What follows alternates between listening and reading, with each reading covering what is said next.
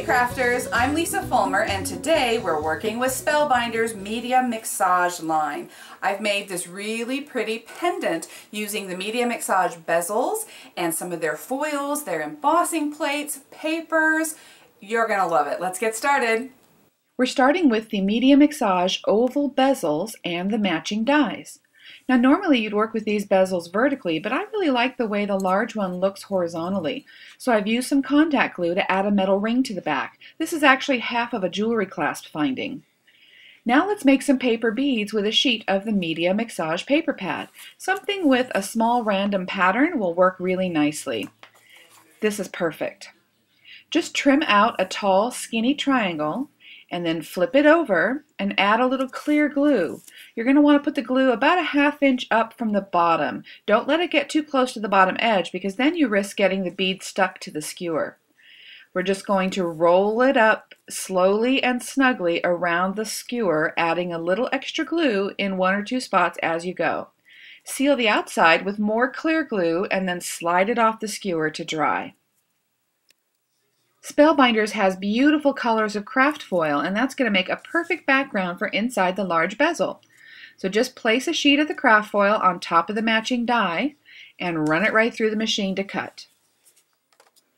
And look at that, it's a perfect fit. This pink is going to be really, really pretty. But you know what? I kind of want some texture. So let's emboss this foil with a Media Mixage texture plate. First I'm going to try running the foil through with the pink side against the die to get a debossed pattern in the foil. Then I tried it again with the silver side against the die to get an embossed pattern.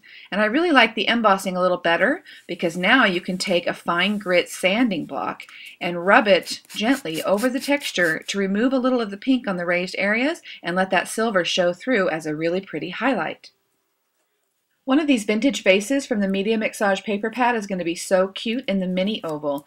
Just tape the die with the blade against the paper in exactly the position you want, and then flip it over and run it through the machine. Now just drop your die cut right in the bezel with a little bit of glue and you have a perfect little princess. Now let's make this oval part of a really pretty dangle to hang off of the large bezel. So you're going to assemble your prettiest beads and charms onto a couple of eye pins and then attach them all together with jump rings. I decided to use ribbons instead of chains to hang the pendant. So just thread your ribbon through on each side of the large bezel and then slide a small bead right down over the top. And give yourself a nice long tail of ribbon to glue to itself, and then you can slide a paper bead right down over it to cover the tail. Add more beads on top if you like. If you want to protect your perfect princess, add a little clear glaze or resin right inside the mini bezel on top of the picture and sink a couple of cute little accent beads in at the top and bottom and let it dry. After gluing the foil inside the bezel, I added a little heart charm. I just glued that down in the center, and I decided to fill it up with seed beads and clear glue.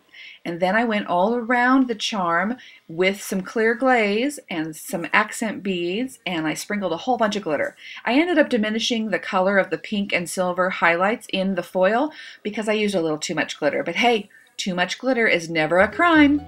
I hope that was fun for you, and I hope you'll make your own Media Mixage pendant. I'm Lisa Fulmer, and you know I think it's cool to craft.